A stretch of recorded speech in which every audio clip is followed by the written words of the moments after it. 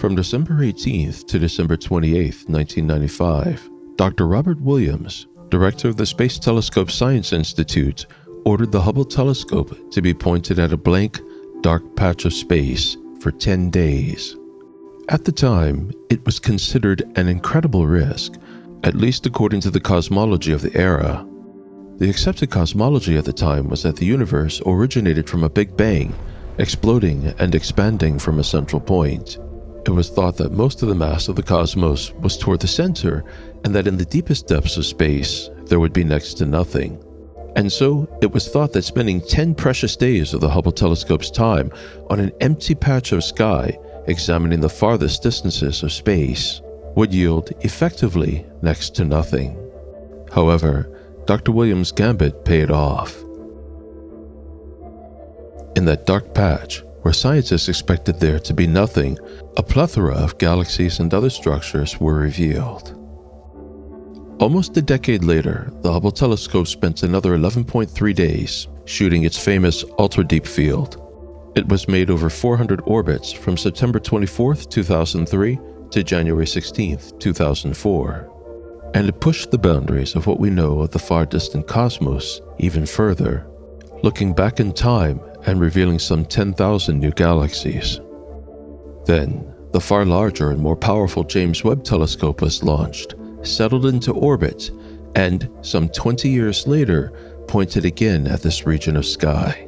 Because its mirrors had so much more aperture and its cameras had so much more resolving power, it was able to reveal even more far-distant secrets in 1/10 the time. While this portrays an even smaller region of space than the Hubble telescope, the magnification and resolution, being higher, revealed 2,500 new objects, hundreds of which were galaxies in the deep red, which, in this false color, are revealed as a greenish white. This image expands our view of the cosmos both to the very limits of the observable universe and also deep into the past to near the beginning of the cosmos. Because, due to the time-distorting effects created by the expansion of space across distance, we are in this image looking at many of these galaxies as they were over 13 billion years ago.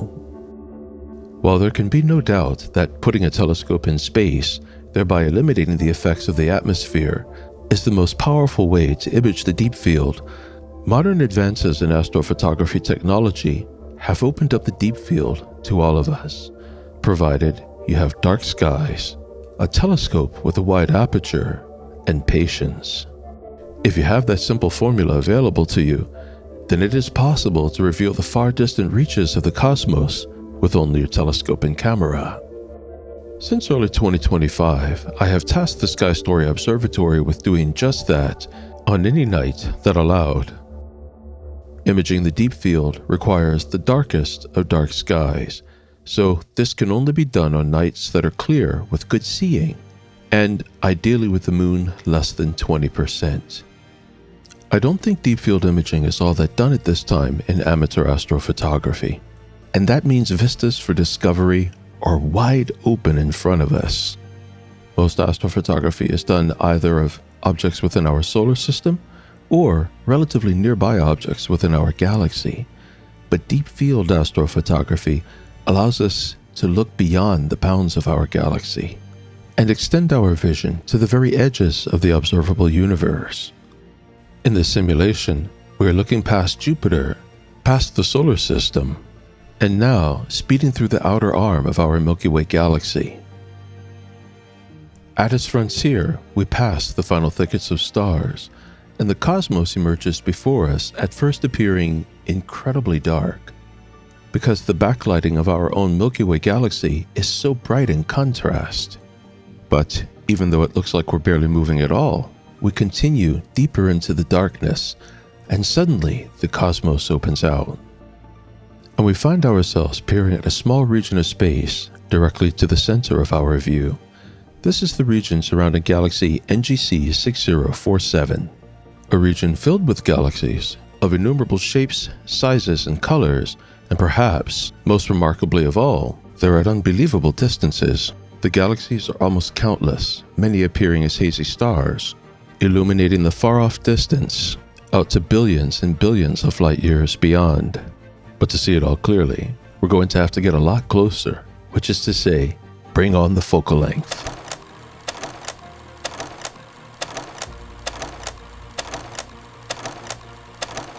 Maybe I should clarify, bring on a lot of focal length.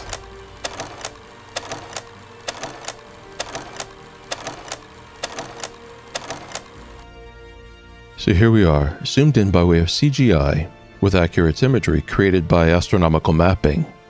Now, let's transform to imagery captured with an ordinary Celestron C8 and the Player 1 Aries M camera shooting through LRGB filters beneath dark skies.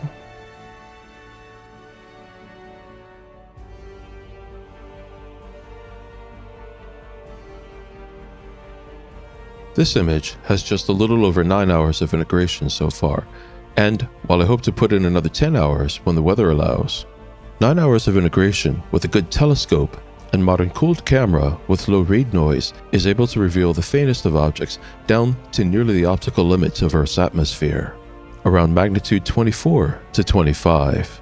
And you can see these objects revealed in this image, thousands of distant galaxies appearing as fuzzes and hazes, between the red, blue, and white points of light that are the stars of our own Milky Way galaxy, much closer to us than those far distant objects. And there are quite a few objects in here of particular interest. There are several pairs of partially occulting galaxies, several other galaxies of highly unusual shapes, perhaps galaxies that interacted with other galaxies long ago and are now reforming, or perhaps their shape is changing as the result of other cosmological forces. And between all those galaxies, there are countless other very faint dots, which indicates so much more detail yet to be resolved. Detail which can be resolved with more integration time, hence my desire to put at least another 10 hours and maybe even 20 hours on this region of sky. The closest, brightest objects in this image are about 120 million light years away. The furthest, largest, brightest objects are close to 600 million light years away. And the small, extremely faint objects in the distance are billions of light years away.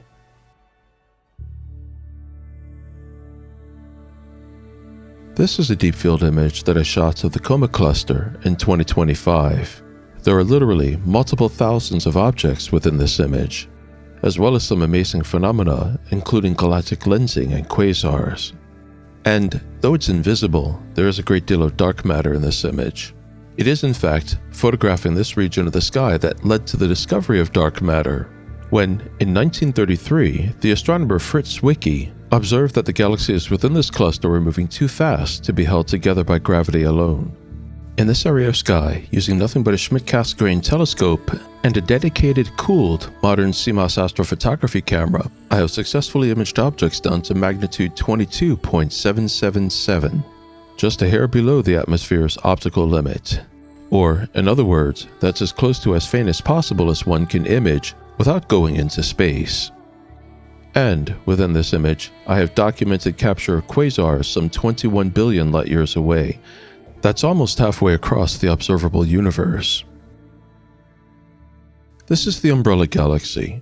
At only about 68 million light years away, give or take a few million, it is not technically a deep field object. In fact, objects outside our galaxy, but less than a billion light years out, are generally considered intermediate deep field. Over 1 billion light years is in the deep field, and over 5 billion light years is in the true deep field. But this region of sky interested me both for the highly unusual Umbrella Galaxy, as well as the many deep field objects also in the background. You can see them hidden away, as in here, here, and here. I've only been able to put 18 hours integration into this image, though I'd like to double it. There's a lot still hidden in faintness, but it has been enough integration to reveal much more of the umbrella, which you can see to the left of the main galaxy in the middle, as well as the extremely faint structure surrounding the Umbrella Galaxy. On the left, there is a shaft and the arc of the parasol, the umbrella, and on the right of the main body of the Umbrella Galaxy is an arcing stream, almost like a shell partly around the galaxy. These structures are the shredded remnant artifacts of a dwarf galaxy approximately 1/50th the size of the Umbrella Galaxy that was pulled long ago into highly eccentric orbits of the much larger galaxy. And from there, the dwarf galaxy was slowly shredded and is now being consumed by the umbrella galaxy. The umbrella galaxy itself is not difficult to image, it's around magnitude 11. But the umbrella on the left and the shell on the right are far fainter, with a surface brightness approaching magnitude 28. The stars and gases of the former now shredded dwarf galaxy have an average apparent brightness of magnitude 17.1, but there are many structures within the dwarf galaxy stars and gas that are far fainter and will require more integration time to bring out. But imaging intermediate and deep field objects creates new opportunities for discovery seldom seen in modern astrophotography. For in this image, I found something that I never thought to be there. Take a look at the left. It turns out this is a very dusty region of sky, and those are patches of extraordinarily faint IFN. They started to show up once I had about 10 hours of integration, and now at 18 hours they're showing up better, but it would really require at least, I think, another dozen hours to get them to show up well. But at present, there are 87 images of the umbrella galaxy to be found on Astrobin, and this IFN does not show up in any of the other images. And so, those patches of IFN may be something heretofore undocumented, at least among astrophotographers. Most likely, in part because this galaxy is difficult to shoot, at least from the northern hemisphere. It's not well positioned for very long, and during the time of the year when it is well positioned, the sky is often chaotic, with lots of clouds and bad weather. In fact, for this very reason, it has taken me 14 months to get 18 good hours on this target. And I don't imagine I'm going to be able to get the next dozen hours till probably about this time next year. Now ask yourself, how crazy do you have to be to spend over 2 years imaging the same target? But the prospects of discovery is in every deep field image that you shoot. There are countless trillions of galaxies out there. For all we know, the number of galaxies could be infinite, and our view of them limited only by the physics of the cosmos itself. And anytime you shoot a deep field image of any region of space, odds are very good you're going to be capturing images of objects and structures never before seen. I'm kind of excited about that extremely faint IFN on the left, so I'm going to show it to you in the master lights under high contrast, which, while it doesn't look great in terms of aesthetics, really does much better in terms of bringing out that structure. I'm using a unique Photolab light management tool called Smart Lighting, which allows me to darken regions with no signal and lighten regions with any hint of signal without the restrictions imposed by simple curves tools, which can easily cause areas to blow out when doing this, or lead to contrast banding. The tool is also much more powerful than simple masking, which can leave areas of an image looking like they've been divided out to be developed differently. Smart Lighting easily reveals the extremely faint clumps of IFN on the left side of the image. I first observed hints the IFN was there after stacking the masters from 3 nights of imaging. At that time, the image had 10 hours of integration. Now it has 18 and they are clearly there. I'll remove the stars and you can see the IFN and the surrounding dust more clearly. As you can see, there is a significant amount of dust surrounding this image. It really stands out when one removes the stars, but it's clumping in those patches over in the upper left and lower left. Finding something like this, not recorded in any other images that I've seen, is always exciting, and if you push into deep field astrophotography, you're going to discover things like this a lot. And part of that is because every time you shoot a new image of the deep field, odds are pretty good you're looking at things that nobody else has ever noticed before. But also, you have to push your equipment so hard that even if there are known objects in the foreground, such as the umbrella galaxy here, odds are good other objects or structures will begin to stand out. In the light-starved conditions of deep field imaging, you are pushing for the development of every photon you can capture. And what better way is there to reveal every last bit of information that could possibly be hidden within an image? So, how do you get into deep field astrophotography? Step number 1, remember the old adage, aperture is king. You need a telescope that can capture as much light as possible. And at first, that might steer you toward a Newtonian telescope, because those telescopes are well known for their wide apertures and fast focal ratios. But Newtonians tend to lack something, focal length. And the subjects of deep field astrophotography are very small. You're going to need focal length and lots of it. Based on my own experience doing this, I would say ideal is somewhere between 1200 and 2600 millimeters of focal length. Because Newtonian telescopes have such great focal ratios, they have low focal length unless you get a Newtonian telescope with a very wide aperture. And Newtonians with very wide apertures have very large and long tubes. They're very heavy, and they sit on mounts like big wind sails. And you need a very robust mount to handle such a Newtonian telescope. If you have such a mountain telescope already, congratulations, you're a long way toward being equipped for deep field imaging. But if not, there are better options. You could look at a very wide aperture refractor, but refractors are, to be frank, absurdly expensive for what they offer. Yes, they can produce good stars, but when you get into large aperture refractors, and by large aperture, I mean anything over, say, 160 millimeters, they get extremely pricey. In fact, a modestly priced 200mm aperture refractor telescope costs about 6 times more than an equivalent Cassegrain telescope. And there's also the fact that large aperture refractors have the same problems as large aperture Newtonian telescopes.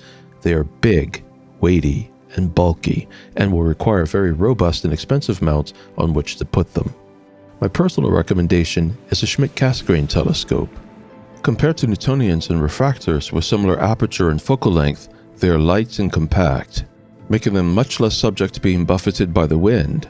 And, especially in comparison to refractors, Schmidt-Cassegrain telescopes are very cost-effective, giving more aperture and focal length for your hard-earned dollar. It's also possible a Maxitov telescope could be well applied to shooting deep field images. There are currently some decent ones out there in the 180mm aperture range, and Skywatcher plans to release a 200mm aperture Maxitov telescope in the near future. It'll have a focal ratio of f10 and a focal length of 2000 millimeters. Personally, I'm planning to check that bad boy out. I think that would be perfect for what I do, provided I can keep dew off the lens. Big body telescopes like Cassegrains and Max do have some struggles with dew management, but I found they can be easily managed with a good dew belt and dew ring on a Cassegrain, and occasional use of a dew shield. Hopefully Skywatcher's new 200mm aperture Maxitov will offer similar options. Of course, you're going to need a decent mount, that goes without saying for any astrophotography. Make sure the mount is stable, reliable, and capable of carrying the weight of your telescope with ease. You're also going to need a cooled, monochrome camera with low read noise and high quantum efficiency. I've been using the Player One Aries M because it meets those specs perfectly. And you're going to absolutely have to have one other thing. There's really no way around this. Deep field objects are extraordinarily faint, so to image them, you need dark skies. My recommendation is Bortle 2 or lower. Finding such skies, for many people these days in this light polluted world, I think is likely to be the most difficult challenge for those persons who want to get into deep field imaging. But it's really important because to shoot these objects, you're going to need to use LRGB, mostly focusing on shooting on the luminance channel with just a little RGB to capture the color. I shoot an 80-20 LRGB ratio with 80% of my shooting time on the luminance channel. Anticipate that it will take 9 to 60 hours to make a good deep field image. With a good telescope shooting on the luminance channel in dark skies, you can pull out faintness to about the optical limits of the atmosphere with 9 to 10 hours of integration time. However, that just reveals how much integration time is required to begin to reveal those extremely faint objects are there. To begin to pull out any detail, any substance to make the objects really glow and appear well in a nice aesthetically pleasing way within an image, you're going to need to invest more integration time. How much is enough? Well, it's never enough. But my rule of thumb is, I continue to integrate until I can make the space look dark. That might sound like a weird rule of thumb, but the longer you shoot, the better the stacker will be able to determine between what is dark space and what is supposed to be an object, enabling you to develop the image without banding or black crushing. Black crushing can be caused by many things such as poor calibration of monitors or poor video compression techniques. And in astrophotography, it can happen from trying to overdarken space for aesthetic reasons or putting too much gamma into a light curve. And it's especially easy to crush blacks if an image doesn't have enough information, giving one more reason to make sure your images have adequate integration. Bending happens when there is not enough tonal information. Do you see the sudden transitions between the darker and the lighter areas here? Not the transitions between the space and the stars, but between the brightness of one section of space and the other. That's a kind of banding we often see in and around globular clusters. In the case of globular clusters, such banding results from the sudden transition between very dark surrounding space and the brightly lit space within globular clusters. The remedy for this kind of banding, as with all banding, is more information, more integration time. Like I said, it's never enough integration. I don't really ever look at SNR measures to see if my images have enough integration time. I keep shooting, so there is no bending, black crushing does not occur when developing, rich dark space is revealed, and all the hidden information contained within an image, or at least as much as I am aiming for, has also been revealed. For example, in the image of this globular cluster, NGC 5024, there was only 44 minutes of integration time. I just shot it as something to do while I was waiting for another target to come into position. So this image is very information poor. One of these nights, I'm going to come back and put about 6 to 8 hours into it. I should give enough information to remove the banding and reveal countless more very faint stars hidden within all that light. And that's a crash course on how to get started in deep field imaging right here on Earth. We'll be going into this topic even more as time goes by, because I plan to focus more and more on deep field imaging. After all, how could you turn away from the opportunity to explore the far side of the cosmos?